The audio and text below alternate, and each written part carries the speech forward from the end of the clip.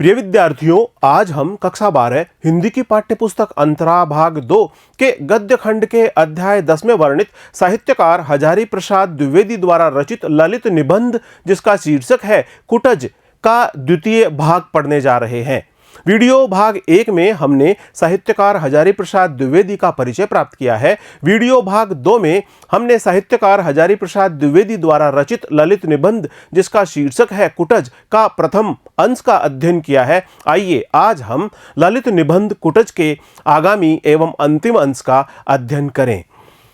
कुटज के प्रथम अंश में हमने पढ़ा कि हिमालय पर्वत के नीचे शिवालिक पर्वत श्रृंखला पर कुटज का ठिगना सा वृक्ष उगता है। कुटज का वृक्ष हिमालय पर्वत श्रृंखला में शिवालिक जो पर्वत श्रृंखला है, शिवालिक पर्वत श्रृंखला पर यह कुटज का ठिगना सा वृक्ष उगता है जो सूखे पथरीले प्रदेश में भी गहराई से जल ग्रहण कर हरा भरा रहता है और फूलों से लदा रहता है। विषम परिस्थितियों में भी यह अपनी जीवनी शक्ति को बनाए रखता है। यह विषम परिस्थितियों में भी यानी सूखे पथरीले प्रदेश में भी यह गहराई से जल ग्रहण करता है, अपना भोजन यानी जीवन रस ग्रहण करता है और सदैव हरा भरा रहता है तथा फूलों से भी यह लदा रहता है।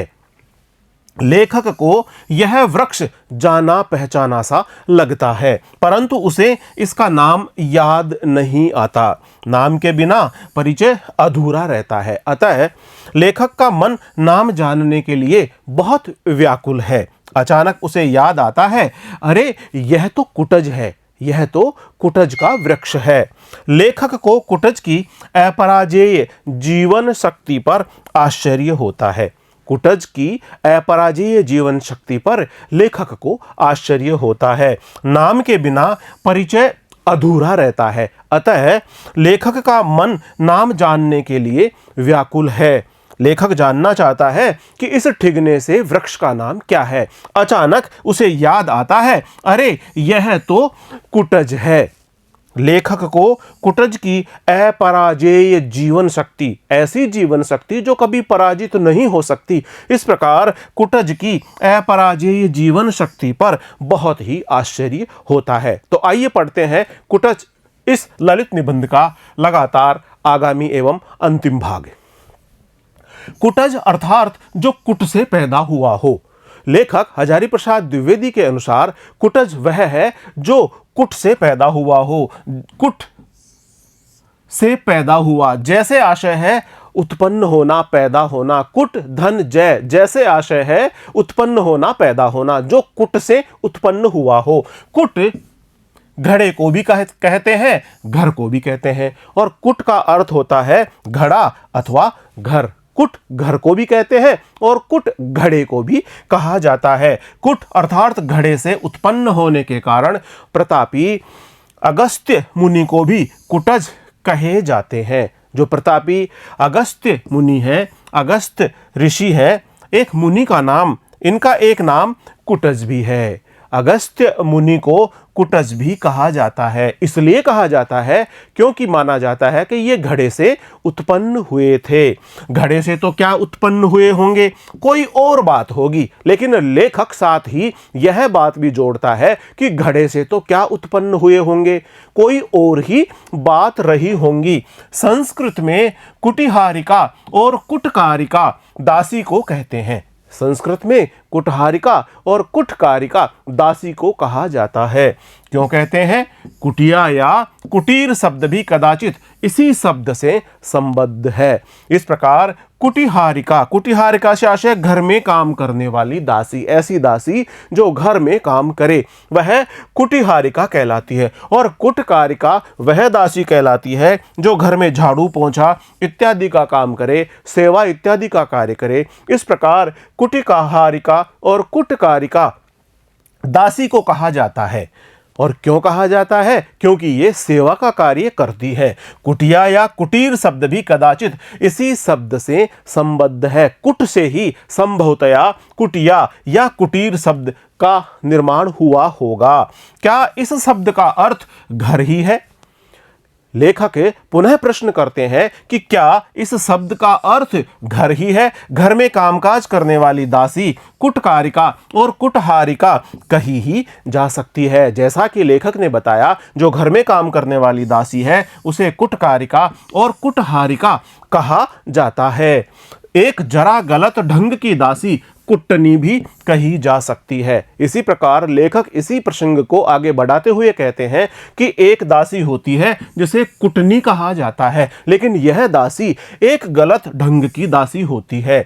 संस्कृत में उसकी गलतियों को थोड़ा अधिक मुखर बनाने के लिए उसे कुटनी कह दिया गया है। यह जो कुटनी होती है, यह ऐसी दासी होती है जो किसी स्त्री को बहला फुसलाकर उसे किसी व्यक्ति विशेष के प्रति प्रेम करने के लिए विवश कर देती है। किसी व्यक्ति विशेष के प्रति प्रेम करने के लिए किसी स्त्री को बहलाने फुसलाने का कार्य इस कुटनी द्वारा किया जाता है। इस प्रकार यह गलत ढंग की दासी मानी जाती है। संस्कृत में उसकी गलतियों को थोड़ा अधिक मुखर बनाने के लिए ही उसे कुटनी कह दिया गया है। अगस्त्य मुनि भी नारद जी की तरह दासी के पुत्र थे क्या? अगस्त्य मुनि भी नारद जी की तरह दासी के पुत्र थे क्या? घड़े में पैदा होने का तो कोई तुक नहीं है, न मुनि कुटज के सिलसिले में न फूल कुटज के। यहाँ पर लेखक हजारी प्रसाद द्विवेदी जी का यह कहना है कि घड़े में पैदा होने का तो कोई तुक ही हमें दिखाई नहीं पड़ता। मुनि कुटज के सिलसिले में चाहे यह बात मुनि कुटज यानी अगस्त्य मुनि के बारे में कही जाए अथवा यह बात कुटज जो फूलों फलों से लदा रहता है उस वृक्ष के बारे में कहा जाए।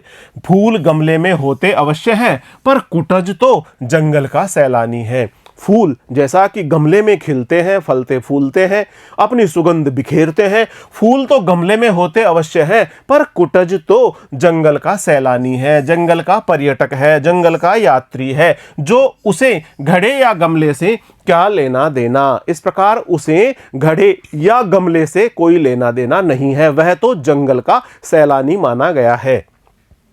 शब्द विचारोत्तेजक अवश्य है। यह जो शब्द है यह विचारोत्तेजक है। विचारोत्तेजक शब्द से आशय है विचार को उत्तेजना देने वाला, यानी सोचने की क्रिया को तीव्र करने वाला अवश्य है। कहां से आया? मुझे तो इसी में संदेह है कि यह आर्य भाषाओं का शब्द है भी अथवा नहीं।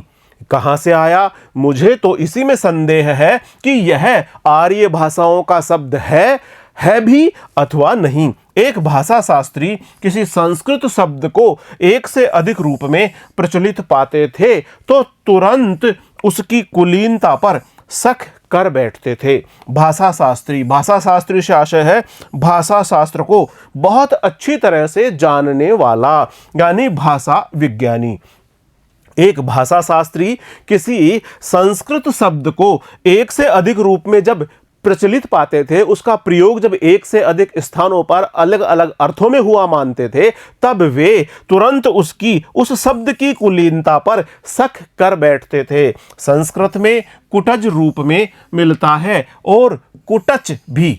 संस्कृत में कुटज भी मिलता है और कुटच भी मिलता है। मिलने को तो कूटज भी मिल जाता है। यहां पर बड़े ऊ की मात्रा कै में जोड़ दी गई है और कूटज शब्द भी हमें संस्कृत शब्द में प्राप्त हो जाता है। संस्कृत में कुटज रूप भी मिलता है और कुटच भी मिलता है, साथ ही साथ मिलने को तो कूटज भी मिल जाता है। तो यह शब्द किस जाति का है?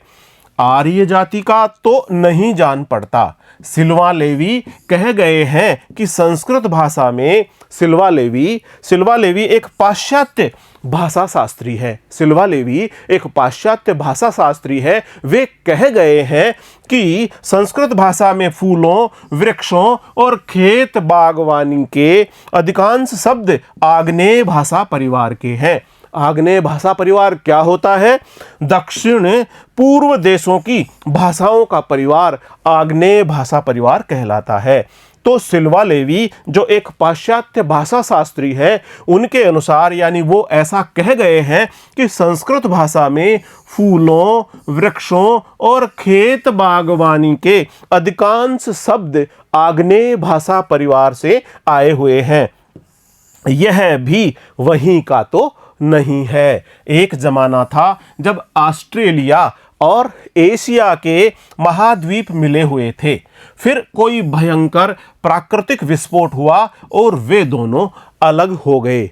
ऐसा कहा जाता है, ऐसा माना जाता है, हजारी प्रसाद द्विवेदी जी के अनुसार एक जमाना था जब ऑस्ट्रेलिया और एशिया के महाद्वीप आपस में मिले हुए थे, फिर कोई भयंकर प्राकृतिक विस्फोट हुआ और ये दोनों अलग अलग हो गए। 19वीं शताब्दी के भाषा विज्ञानी पंडितों को यह देखकर आश्चर्य हुआ कि ऑस्ट्रेलिया से सुदूर जंगलों में बसी जातियों की भाषा एशिया में बसी हुई कुछ जातियों की भाषा से संबद्ध है। इनसे संबद्ध है से आशय है इनसे मिलती जुलती है, इनसे जुड़ी हुई है। 19वीं शताब्दी के भाषा विज्ञानी पंडित यह देखकर आश्चर्यचकित रह गए कि ऑस्ट्रेलिया से सुदूर जंगलों में बसी जातियों की भाषा भी एशिया में बसी कुछ जातियों की भाषा से काफी मिलती जुलती है, उनसे संबद्ध दिखाई पड़ती है।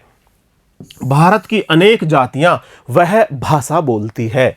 भाषा विचारों का आदान प्रदान करने का जो माध्यम है उसे भाषा कहा जाता है।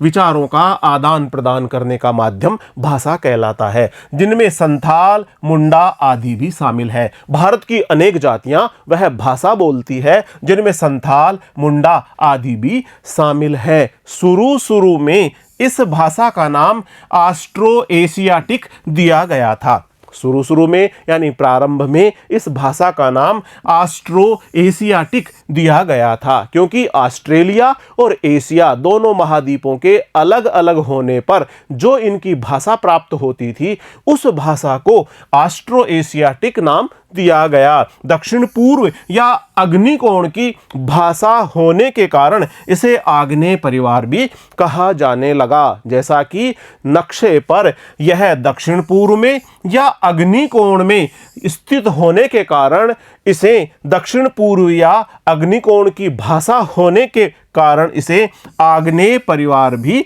कहा जाने लगा। अब हम लोग भारतीय जनता के वर्ग विशेष को ध्यान में रखकर और पुराने साहित्य का स्मरण करके इसे कोल परिवार की भाषा कहने लगे हैं और इसे कोल परिवार की भाषा भी कहा जाने लगा है।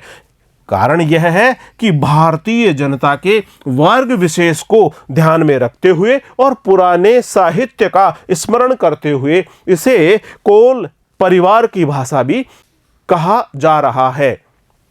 पंडितों ने बताया कि संस्कृत भाषा के अनेक शब्द जो अब भारतीय संस्कृति के अविच्छेद्य अंग बन गए हैं, अविच्छेद्य यानी जिनका विच्छेद नहीं किया जा सके, विच्छेद रहित, जिनको अलग अलग नहीं तोड़ा या बांटा जा सके। पंडितों ने बताया कि संस्कृत भाषा के अनेक शब्द जो अब भारतीय संस्कृति के अविच्छेद्य अंग बन गए हैं इसी श्रेणी की भाषा के हैं। कमल, कुड़म्मल, कम्बू, कंबल, तांबूल आदि शब्द ऐसे ही बताए जाते हैं। कम्बू, कम्बू से आशय है शंख, तांबूल, तांबूल से आशय है पान। पेड़ पौधों, खेती के उपकरणों और औजारों के नाम भी ऐसे ही हैं। कुटज भी हो तो क्या आश्चर्य, कुटज भी हो तो क्या आश्चर्य। संस्कृत भाषा ने शब्दों के संग्रह में कभी छूत नहीं मानी।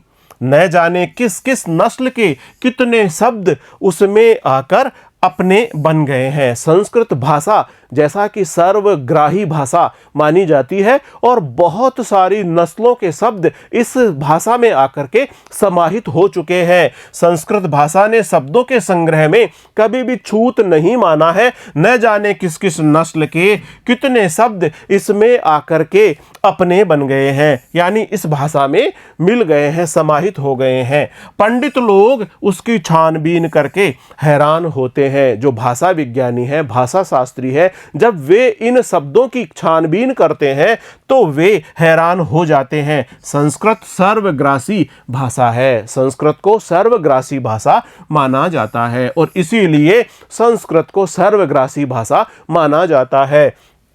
न जाने किस किस नस्ल के कितने शब्द इसमें आकर अपने बन गए हैं। संस्कृत भाषा ने शब्दों के संग्रह में कभी छूत नहीं मानी। न जाने किस किस नस्ल के कितने शब्द इसमें आकर के समाहित हो गए हैं। पंडित लोग इसकी छानबीन करते हुए बहुत आश्चर्यचकित भाव से हैरान रह जाते हैं। संस्कृत सर्वग्रासी भाषा मानी जाती है। यह जो मेरे सामने कुटज का लहराता पौधा खड़ा है, वह नाम और रूप दोनों में अपनी अपराजेय जीवनी शक्ति की घोषणा कर रहा है। लेखक हजारी प्रसाद द्विवेदी के अनुसार जो उनके सामने कुटज का लहराता हुआ जो पौधा खड़ा है, यह नाम और रूप दोनों में ही अपनी अपराजेय जीवनी शक्ति की घोषणा कर रहा है। अपराजेय से आशय है ऐसी शक्ति जिसे पराजित न किया जा सके। इस प्रकार से यह जो पौधा कुटज का है, यह पौधा नाम और रूप दोनों में ही अपनी अपराजेय जीवनी शक्ति की घोषणा कर रहा है। इसीलिए यह इतना आकर्षक है। रूप भी इसका बहुत आकर्षक है और नाम भी इसका बहुत आकर्षक है। नाम है कि हजारों वर्ष से जीता चला आ रहा है। कितने नाम आए और गए, इसका नाम भी हजारों वर्षों से जीवित है। दुनिया उनको भूल गई, वे दुनिया को भूल गए। बहुत सारे ऐसे भी नाम हैं जो आए और चले गए, दुनिया उन नामों को भूल गई, लेकिन कुटज एक ऐसा नाम है जिसको बहुत लंबे समय से याद रखा जाता है। मगर कुटज है कि संस्कृत की निरंतर स्फीयमान शब्द राशि में जो जम के बैठा सो बैठा ही है। स्फीयमान से आशय है फैलती हुई। संस्कृत की जो लगातार प्रसारित होती हुई, फैलती हुई जो शब्द राशि है, उसमें कुटज जमकर के बैठ गया और बैठा हुआ ही है। और रूप की तो बात ही क्या है, बलिहारी है इस मादक शोभा की। और जो कुटज है इस ठिगने से वृक्ष की, रूप की तो बात ही क्या कही जाए, बलिहारी है। बलिहारी से आशय है बार बार बलिहार होना, न्योछावर हो जाना, बलि बलि जाना इस मादक शोभा की। क्योंकि इसकी मदभरी शोभा है ही इतनी मदभरी, इतनी खूबसूरत, इतनी आकर्षक, इतनी भव्य एवं लोगों को मोहित करने वाली। इस प्रकार रूप की तो बात ही क्या, बलिहारी है इस मादक शोभा की। चारों ओर कुपित यमराज को दारुण निश्वास के समान धधकती लू में यह हरा भी है और भरा भी है। लेखक हजारी प्रसाद द्विवेदी का कहना है कि चारों ओर कुपित यमराज के दारुण निश्वास के समान धधकती लू, इस धधकती लू को लेखक ने क्रोधित यमराज के दारुण निश्वास यानी उनकी भयंकर बाहर की ओर निकाली जा रही सांस के समान बताया है। जो लू चल रही है, बहुत तेज गरम गरम थपेड़ों के साथ में लू, धधकती हुई लू चल रही है, उस लू को लेखक ने यमराज के, क्रोधित यमराज के भयंकर सांसें निकल रही है उसके साथ में इसकी समानता की है। उसके साथ में इसकी समानता करते हुए बताया है कि चारों ओर कुपित, कुपित से आशय है क्रोधित यमराज के दारुण, दारुण से आशय है भयंकर, निश्वास से आशय है बाहर निकलती हुई सांस के समान धधकती लू में भी, यानी इस प्रकार की बहुत ही विषम परिस्थिति में जिसमें धधकती हुई लू चल रही है, उस परिस्थिति में भी यह कुटज का पौधा हरा है। यानी यह अपने जीवन रस को समेटकर, जीवन रस को प्राप्त करके अपनी अपराजेय जीवन शक्ति का प्रदर्शन कर रहा है। अब भी हरा है और भरा है। भरा से आशय है यह खिलखिला रहा है, फूलों से खिला हुआ है, ये फूलों से खिलकर मुस्कुरा रहा है। यानी यह कुटज का ठिगना सा पौधा हरा भरा भी है और फूलों से लदा हुआ भी है। दुर्जन के चित्त से भी अधिक कठोर, पाषाण की कारा में रुद्ध, अज्ञात जल स्रोत से बरबस रस खींचकर सरस बना हुआ है। लेखक हजारी प्रसाद द्विवेदी जी ने बताया कि यह दुर्जन से आशय होता है दुष्ट व्यक्ति के चित्त से भी अधिक कठोर। सबसे अधिक कठोर चित्त दुर्जन व्यक्ति का ही कहा गया है। यानी दुर्जन व्यक्ति के कठोरतम चित्त से भी कठोर जो पाषाण है, पत्थर है, उसकी कारागार में, कारा से आशय उसकी जेल में, उसकी कारागार में, उसके कारागृह में,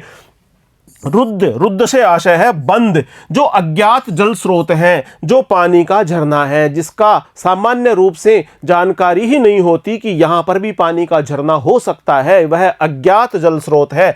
वहां से यह नन्ना सा ठिगना सा कुटज का वृक्ष बरबस रस खींचकर सरस बना हुआ है। सरस से आशय है रस से भरा हुआ बना हुआ है, हरा भरा बना हुआ है, फल फूलता हुआ सा दिखता है। इस प्रकार से यह हरा भरा बना हुआ है। और मूर्ख के मस्तिष्क से भी अधिक सोने गिरी कांतार में भी ऐसा मस्त बना है कि ईर्ष्या होती है। मूर्ख व्यक्ति का जो मस्तक होता है, जो उसकी बुद्धि होती है, वह तो बिल्कुल शून्य ही होती है, बिल्कुल रिक्त ही होती है। मूर्ख के मस्तिष्क से भी अधिक सूना, यानी उसका मस्तक बुद्धि से सूना होता है। और इसी प्रकार से गिरी कांतार से आशय है पर्वतीय जंगल में भी यह छोटा सा ठिगना सा कुटज का पौधा मस्त बना है कि ईर्ष्या होती है। इतना मस्ती में झूम रहा है, हरा है, भरा है, फूलों से लदा हुआ है, सरस बना हुआ है, अपराजेय जीवन शक्ति का प्रदर्शन कर रहा है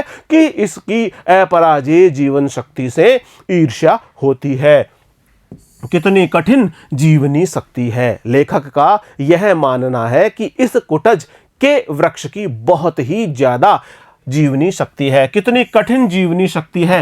प्राण ही प्राण को पुलकित करता है, प्राण ही प्राण को पुलकित करता है। पुलकित से आशय यहां पर है प्रसन्न करता है, प्रसन्नता का भाव प्रदान करता है। प्राण ही प्राण को पुलकित करता है। जीवनी शक्ति ही जीवनी शक्ति को प्रेरणा देती है। जीवनी शक्ति ही जीवनी शक्ति को प्रेरणा देती है। दूर पर्वतराज हिमालय की हिमाच्छादित चोटियां हैं। दूर से देखने पर पर्वतराज हिमालय की हिम से आच्छादित यानी बर्फ से ढकी हुई, हिमाच्छादित यानी बर्फ से ढकी हुई चोटियां दिखाई पड़ती है। कहीं कहीं भगवान महादेव समाधि लगाकर बैठे होंगे। ऐसे लगता है कि कहीं न कहीं समाधिस्थ अवस्था में भगवान शिव बैठे होंगे। नीचे सपाट पथरीली जमीन का मैदान है और नीचे सपाट पथरीली जमीन का मैदान है। कहीं कहीं पर्वत नंदनी सरिताएं आगे बढ़ने का रास्ता खोज रही होंगी। बीच में यह चट्टानों की ऊबड़ खाबड़ जटा भूमि है, सूखी, नीरस और कठोर। समाधिस्थ भगवान शिव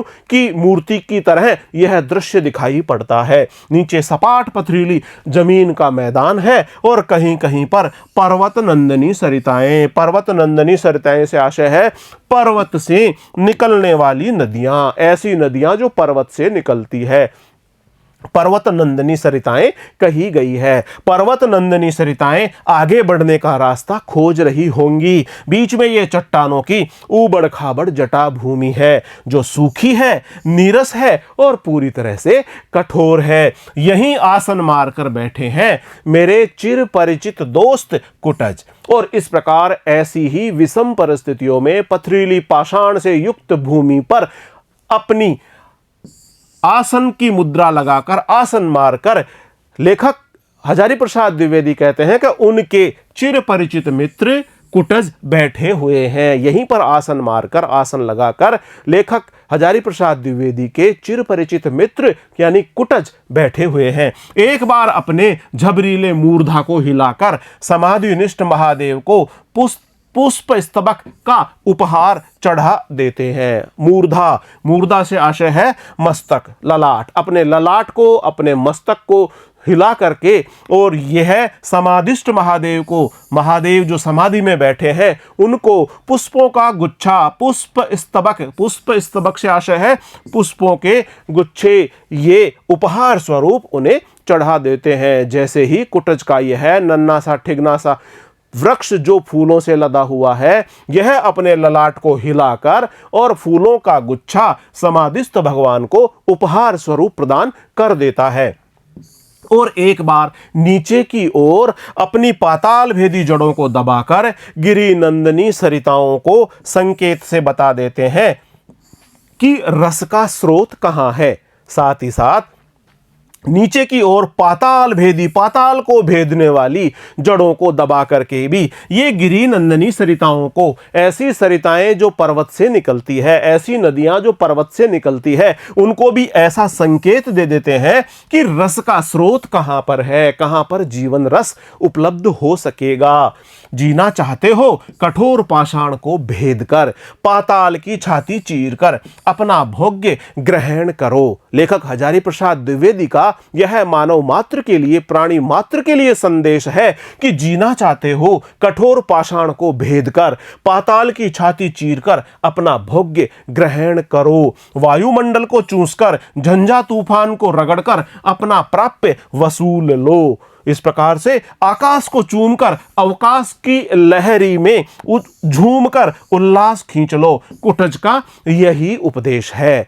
साहित्यकार हजारी प्रसाद द्विवेदी ने इस नन्हे से ठिगने से वृक्ष कुटज के माध्यम से जो उपदेश दिया है, यानी कुटज हमें कहता है कि जीना चाहते हो तो कठोर पाषाण को भेद डालो, कठोर पाषाण को भेद कर पाताल की छाती चीरकर अपना भोग्य ग्रहण करो, अपना भोजन, अपना जीवन रस प्राप्त कर लो।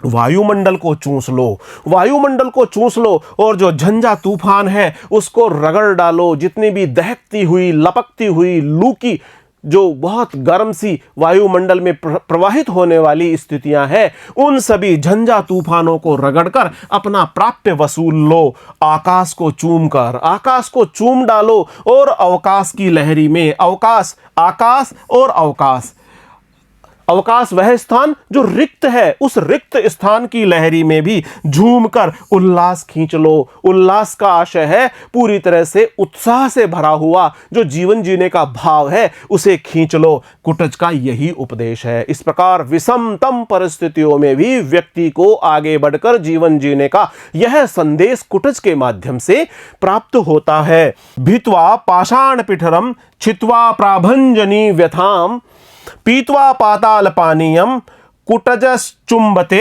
नभः। इसका आशय यही है कि यह भीत्वा, भीत्वा से आशय है भेद करके, यह कठोर पाषाण को भेद कर पाताल की छाती चीरकर अपना भोग्य संग्रह कर लेता है। पाषाण पिठरम छित्वा प्राभंजनी व्यथाम, छित्वा से आशय है छेद करके, प्राभंजनी पाषाण पिठरम छित्वा प्राभंजनी व्यथाम, ये कठोर पाषाण को भेद कर पाताल की छाती चीरकर अपना भोग्य ग्रहण कर लेता है। वायुमंडल को चूसकर, झंझा तूफान को रगड़कर अपना प्राप्य वसूल कर लेता है। पीत्वाम पाताल पानीयम, आकाश को चूमकर अवकाश की लहरों में झूमकर उल्लास को खींच लेता है। इसी प्रकार से कुटज का जो यह वृक्ष है, चुंबते नभः, यह आसमान को चूमता है, उस आसमान को चूमते हुए दिखाई पड़ता है। इस प्रकार से जीना चाहते हो तो कुटज का यह संदेश अपने जीवन में धारण कर लेना चाहिए। दूरंत जीवन शक्ति है, दूरंत से आशय है प्रबल, जिसका पार पाना कठिन है। इस प्रकार की प्रबल जीवन शक्ति है, कठिन उपदेश है। जीना भी एक कला है, और जीना एक कला है, लेकिन कला ही नहीं तपस्या है। लेखक ने कहा है कि जीना एक कला है, कला ही नहीं जीना एक तपस्या है। जियो तो प्राण ढाल दो जिंदगी में, और लेखक का ऐसा मानना है, लेखक का ऐसा संदेश है कि जियो तो प्राण ढाल दो जिंदगी में, मन ढाल दो जीवन रस के उपकरणों में, और जीवन रस के उपकरणों में अपना मन ढाल दो। ठीक है, लेकिन क्यों? क्या जीने के लिए जीना ही बड़ी बात है? क्या जीने के लिए जीना ही बड़ी बात है? सोना, खाना, पीना और फिर एक दिन इस संसार को छोड़ देना, इस प्रकार से क्या जीने के लिए ही जीना बड़ी बात है। सारा संसार अपने मतलब के लिए ही तो जी रहा है। लेखक का यह भी कहना है कि सारा संसार अपने मतलब के लिए ही जी रहा है। याज्ञवल्क्य बहुत बड़े ब्रह्मवादी ऋषि थे। याज्ञवल्क्य से आशय है एक ऋषि, इनकी 2 पत्नियां थी, मैत्रेयी और कात्यायनी। इस प्रकार से जो याज्ञवल्क्य ऋषि हैं ये बहुत बड़े ब्रह्मवादी ऋषि थे। उन्होंने अपनी पत्नी को विचित्र भाव से समझाने की कोशिश की कि सब कुछ स्वार्थ के लिए है। उन्होंने बहुत ही संयत और समझदारी के साथ में अपनी पत्नी को समझाने की कोशिश की। बहुत ही विचित्र भाव से उन्होंने अपनी पत्नी को समझाने की कोशिश की कि सब कुछ स्वार्थ के लिए है। सब कुछ जो कुछ भी है वह सब स्वार्थ से ही भरा हुआ है। सब कुछ स्वार्थ के लिए ही है। पुत्र के लिए पुत्र प्रिय नहीं होता। यदि पुत्र के लिए ही बात की जाए तो पुत्र के लिए ही पुत्र प्रिय नहीं होता है। पत्नी के लिए पत्नी प्रिया नहीं होती। सब अपने मतलब के लिए प्रिय होते हैं। पुत्र भी तभी प्रिय होता है जब वह पुत्र के कर्तव्य का पालन करे, पुत्र के कर्तव्य का निर्वहन करे। इसी प्रकार पत्नी भी तभी प्रिय होती है जब वह पत्नी के अनुसार अपने कार्य का निर्वहन करे। यानी सब अपने मतलब के लिए ही प्रिय होते हैं। आत्मनस्तु कामाय सर्व प्रियम भवति। और इस प्रकार याज्ञवल्क्य ऋषि कहते हैं कि आत्मनस्तु कामाय सर्व प्रियम भवति, यानी सब अपने स्वार्थ के लिए ही प्रिय होते हैं। सब अपने स्वार्थ के लिए ही प्रिय होते हैं। पुत्र के लिए पुत्र प्रिय नहीं होता।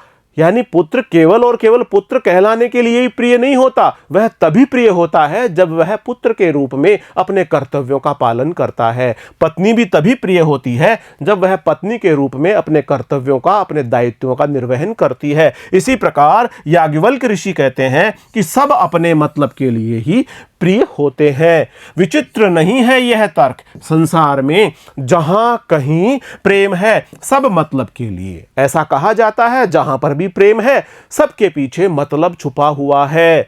सुना है पश्चिम के हॉब्स और हेल्वेसियस जैसे विचारकों ने भी ऐसी ही बात कही है। जो पश्चिम के विचारक हैं हॉब्स और हेल्वेसियस जैसे विचारकों ने भी ऐसी ही बात कही है। सुन के हैरानी होती है। दुनिया में त्याग नहीं है, प्रेम नहीं है, परार्थ नहीं है, परमार्थ नहीं है, है केवल प्रचंड स्वार्थ। और यह सुनकर के बहुत ही आश्चर्य होता है कि इस दुनिया में प्रचंड स्वार्थ ही फैला हुआ है।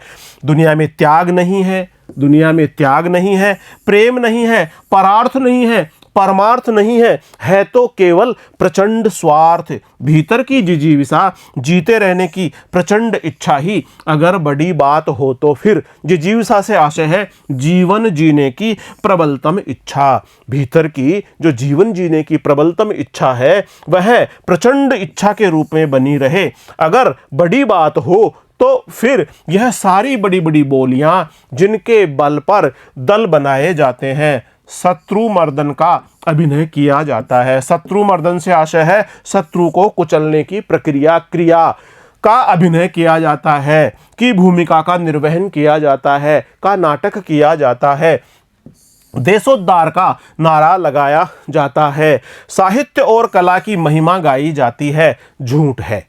और लेखक हजारी प्रसाद द्विवेदी जी का ऐसा भी मानना है कि ये सारी बड़ी बड़ी बोलियां जिनके बल पर दल बनाए जाते हैं, शत्रु मर्दन का जो अभिनय किया जाता है, शत्रुओं को कुचलने का जिस प्रकार का भूमिका का निर्वहन किया जाता है, देशोद्धार का जो नारा लगाया जाता है, साहित्य और कला की जो महिमा गाई जाती है, वह सब कुछ झूठ है।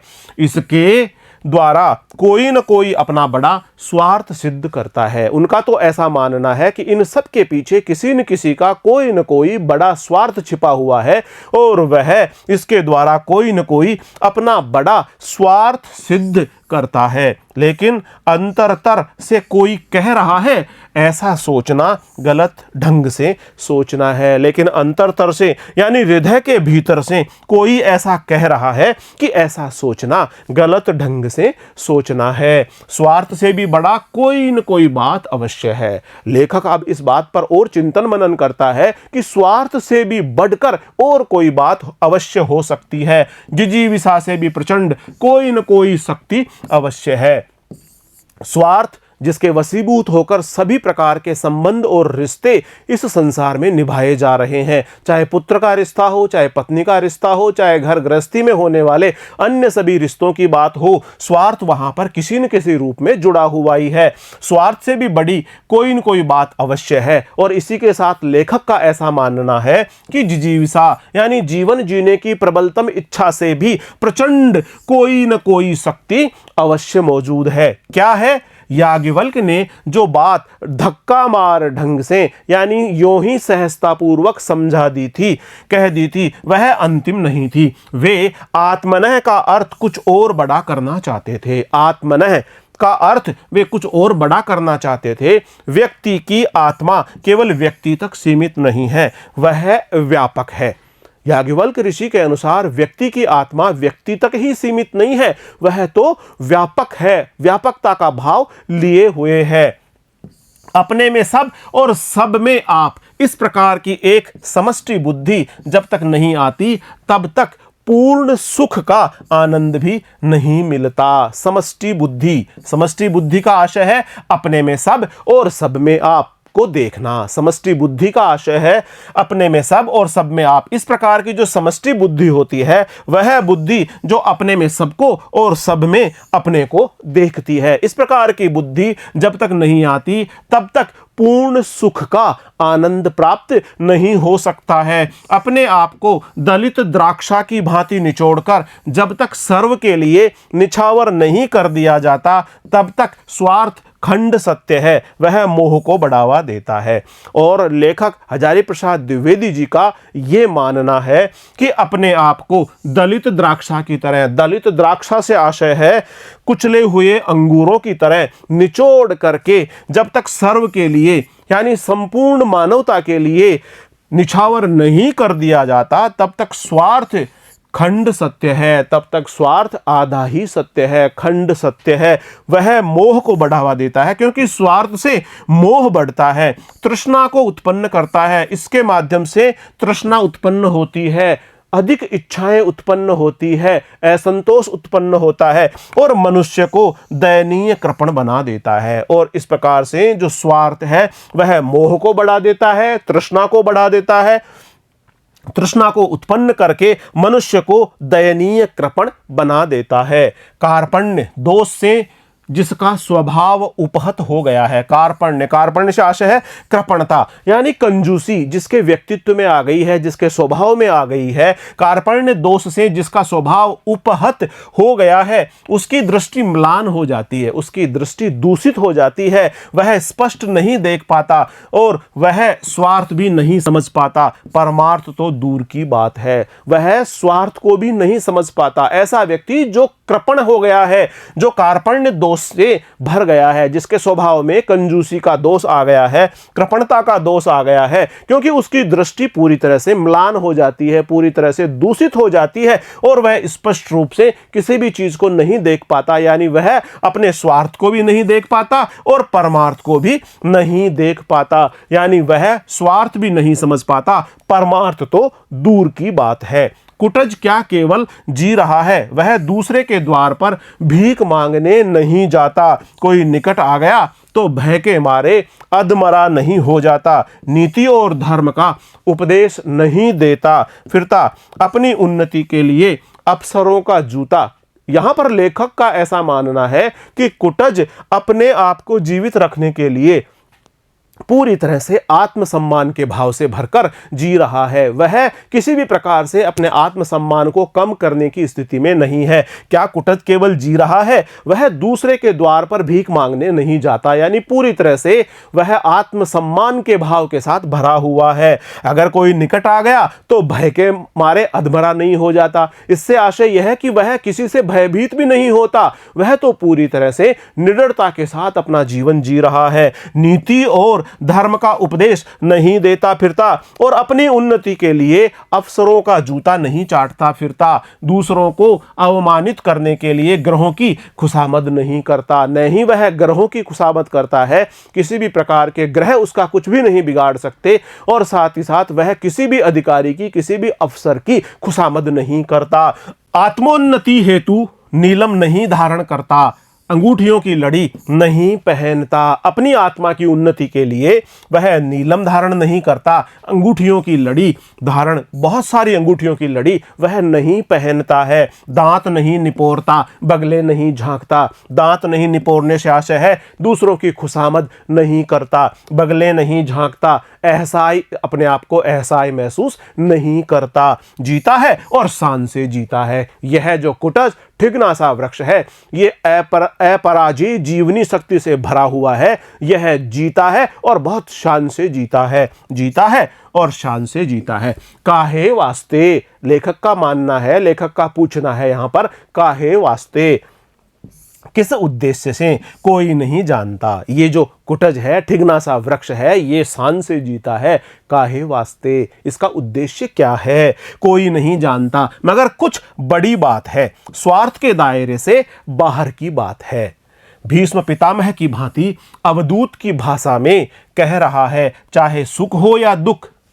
अवधूत, ऐसा साधु, ऐसा सन्यासी, ऐसा व्यक्ति जो सुख और दुख की अवस्था से परे है, जिसको सुख और दुख दोनों ही स्थितियों में समान अनुभूति होती है। इस प्रकार भीष्म पितामह की भांति अवधूत की भाषा में कहता है, चाहे सुख हो या दुख, प्रिय हो या अप्रिय, जो मिल जाए उसे शान के साथ हृदय से बिल्कुल अपराजित होकर सोल्लास ग्रहण करो, हार मत मानो। उल्लास के साथ उसे ग्रहण कर लो, हार मत मानो। चाहे सुख हो, चाहे दुख हो, चाहे प्रिय हो, चाहे अप्रिय हो, जो कुछ भी प्राप्त हो जाए उसे पूरे शान के साथ ग्रहण करो, हृदय से बिल्कुल अपराजित होकर। हृदय में कभी भी हारने के भाव को मत लाओ, हृदय में कभी भी अपराजित होने का भाव मत लाओ। सोल्लास ग्रहण करो, उल्लास पूर्वक इस चीज को ग्रहण करो, हार मत मानो और कभी भी हार मत मानो। सुखम वा यदि वा दुखम, प्रियम वा यदि वा प्रियम, प्राप्तम प्राप्त मुपासीत, हृदये ना पराजित। शांति पर्व के अनुसार ऐसा कहा गया है, जैसा कि भीष्म पितामह कह रहे हैं, चाहे सुख हो या दुख, प्रिय हो या अप्रिय, सुखम वा यदि वा दुखम, प्रियम वा यदि वा प्रियम, चाहे सुख हो या दुख, प्रिय हो या अप्रिय, जो मिल जाए उसे शान के साथ हृदय से बिल्कुल अपराजित होकर सोल्लास यानी उल्लास पूर्वक ग्रहण करो। प्राप्तम प्राप्त मुपासीत, हृदये ना पराजित, जो मिल जाए उसे शान के साथ हृदय से बिल्कुल अपराजित होकर उल्लास पूर्वक ग्रहण करो, हार कभी भी मत मानो। हृदये ना पराजित है, कितना विशाल वह हृदय होगा जो सुख से, दुख से, प्रिय से, अप्रिय से विचलित न होता होगा। वह तो हृदय निश्चित रूप से ही विशाल होगा, जिसे सुख और दुख की स्थिति में, प्रिय अथवा अप्रिय की स्थिति में भी किसी प्रकार से विचलित होता हुआ नहीं देखा जाता हो। यानी सुख से, दुख से, प्रिय से, अप्रिय से विचलित न होता होगा, वही विशाल हृदय होगा। हृदय पराजित, यानी हृदय पराजित नहीं हो सकता और वह सुख से, दुख से या प्रिय या अप्रिय स्थिति में भी पूरी तरह से उल्लास पूर्वक जीवन जीने का संदेश प्राप्त करता है। कुटज को देखकर रोमांच हो आता है। कहां से मिली है यह अकुतो भयावृत्ति? अकुतो भयावृत्ति से आशय है कभी भी भयभीत न होने की वृत्ति, कभी भी भयभीत न होने का स्वभाव। ये कहां से प्राप्त हुआ है? अपराजित स्वभाव, कभी भी किसी भी परिस्थिति में पराजित न होने का स्वभाव कहां से प्राप्त हुआ है? अविचल जीवन दृष्टि, ऐसी जीवन दृष्टि जो किसी भी परिस्थिति में विचलित नहीं हो सकती। इस प्रकार की अविचलित जीवन दृष्टि इस कुटज को कहां से प्राप्त हुई है? जो समझता है कि वह दूसरों का उपकार कर रहा है वह अबोध है। ऐसा व्यक्ति जो ऐसा मानता है कि वह दूसरों का उपकार कर रहा है, दूसरों का भला कर रहा है, वह अबोध है। जो समझता है कि दूसरे उसका अपकार कर रहे हैं वह भी बुद्धिहीन है। और ऐसे लोग जो ऐसा सोचते हैं कि दूसरे उसका बुरा कर रहे हैं वह भी बुद्धिहीन है। इस प्रकार दूसरों का उपकार करने की सोचने वाला अबोध कहा गया है, और जो दूसरों का अपकार करने वाला, बुरा करने वाला है उसे बुद्धिहीन कहा गया है। कौन किसका उपकार करता है, कौन किसका अपकार कर रहा है? यहां पर उपकार से आशय है भला और अपकार से आशय है बुरा। कौन किसका भला कर रहा है, कौन किसका बुरा कर रहा है? मनुष्य जी रहा है, केवल जी रहा है। मनुष्य जी रहा है, केवल जी रहा है, अपनी इच्छा से नहीं, इतिहास विधाता की योजना के अनुसार। लेखक हजारी प्रसाद द्विवेदी का ऐसा मानना है कि मनुष्य जी रहा है, केवल जी रहा है, अपनी स्वयं की इच्छा से नहीं, इतिहास विधाता की योजना के अनुसार। इतिहास विधाता की योजना के अनुसार मनुष्य जी रहा है। किसी को उससे सुख मिल जाए बहुत अच्छी बात है, किसी को इतिहास विधाता की योजना से सुख प्राप्त हो जाए बहुत अच्छी बात है। नहीं मिल सका कोई बात नहीं, परंतु उसे अभिमान नहीं होना चाहिए। सुख पहुंचाने का अभिमान यदि गलत है तो दुख पहुंचाने का अभिमान तो नितरा गलत है। दुख और सुख तो मन के विकल्प हैं। इस प्रकार हजारी प्रसाद द्विवेदी जी ने दुख को और सुख को मन के विकल्प के रूप में बताया है। विकल्प से आशय किसी एक का चयन करने की वृत्ति, किसी एक का चयन करने की वृत्ति विकल्प कहलाती है। सुख और दुख तो मन के विकल्प है। सुखी वह है जिसका मन वश में है, दुखी वह है जिसका मन परवश है। और बहुत ही सरल और सहज भाषा में हजारी प्रसाद द्विवेदी जी ने बताया कि सुखी वह है जिसका मन वश में है, दुखी वह है जिसका मन परवश है, मन वश में नहीं है। परवश होने का अर्थ है खुशामद करना, दांत निपोरना, चाटुकारिता, हाँ हुजूरी। और परवश होने का आशय यह है कि खुशामद करना, दूसरे के समक्ष दांत निपोरना, दांत निपोरने से आशय है खुशामद करना, चाटुकारिता करना, जी हुजूरी करना इत्यादि। यह सब मन के परवश होने की स्थितियां हैं। जिसका मन अपने वश में नहीं वही दूसरे के मन का छंदावर्तन करता है। जिसका मन अपने स्वयं के वश में नहीं वही दूसरे के मन का छंदावर्तन करता है। छंदावर्तन से आशय है उसमें दोष निकालता है, अपने को छिपाने के लिए मिथ्या आडंबर रचता है। आडंबर से आशय है ढोंग और पाखंड रचता है, दूसरों को फंसाने के लिए जाल बिछाता है। कुटज इन सब मिथ्याचारों से मुक्त है। मिथ्याचारों से आशय है झूठे आचरणों से। इस प्रकार जो झूठ और ढोंग से भरे हुए आचरण है, जो झूठ से भरे हुए आचरण है, उनसे पूरी तरह से कुटज मुक्त है। वह वसी है, वह वैरागी है। राजा जनक की तरह संसार में रहकर संपूर्ण भोगों को भोग कर भी उनसे मुक्त है। राजा जनक का यहाँ पर उदाहरण देते हुए हजारी प्रसाद द्विवेदी कहते हैं कि कुटज का वृक्ष संसार में रहकर भी, संपूर्ण भोगों को भोग कर भी वह उनसे मुक्त है। जनक की ही भांति वह घोषणा करता है, मैं स्वार्थ के लिए अपने मन को सदा दूसरे के मन में घुसाता नहीं फिरता, इसीलिए मैं मन को जीत सका हूँ। स्वार्थ के लिए मैं अपने मन को दूसरे के मन में घुसाता नहीं फिरता, इसीलिए तो मैं मन को जीत सका हूँ, उसे वश में कर सका हूँ। नाहमात्मार्थ मिच्छामि मनो नित्यम मनोन्तरे मनो में निर्जितम तस्मात् वसे तिष्ठति सर्वदा। और इस प्रकार से जनक जी का ये कहना है, जनक जी की यह घोषणा है कि मैं स्वार्थ के लिए अपने मन को सदा दूसरे के मन में घुसाता नहीं फिरता। नाहमात्मार्थ मिच्छामि मनो नित्यम मनोन्तरे, इसीलिए मैं मन को जीत सका हूं और उसे वश में कर सका हूं। मनो में निर्जितम तस्मात् वसे तिष्ठति सर्वदा। कुटज अपने मन पर सवारी करता है, कुटज अपने मन पर सवारी करता है, कुटज अपने मन का राजा है, कुटज अपने मन पर सवारी करता है, मन को अपने पर सवार नहीं होने देता। मनस्वी मित्र तुम धन्य हो। मनस्वी से आशय है मननशील, उच्च विचारशील मित्र तुम धन्य हो। और इस ललित निबंध की सबसे अंतिम पंक्ति में साहित्यकार हजारी प्रसाद द्विवेदी कुटज को मनस्वी मित्र कहकर संबोधित करते हैं और उसे धन्य धन्य कहते हैं। प्रिय विद्यार्थियों, आज हमने अध्याय 10 में वर्णित साहित्यकार हजारी प्रसाद द्विवेदी द्वारा रचित ललित निबंध जिसका शीर्षक है कुटज का दूसरा एवं अंतिम भाग पढ़ लिया है। अगले वीडियो में हम साहित्यकार हजारी प्रसाद द्विवेदी द्वारा रचित ललित निबंध जिसका शीर्षक है कुटज से संबंधित अभ्यास प्रश्नों का वीडियो लेकर शीघ्र ही हम आपके समक्ष उपस्थित होंगे। तब तक बहुत बहुत नमस्कार।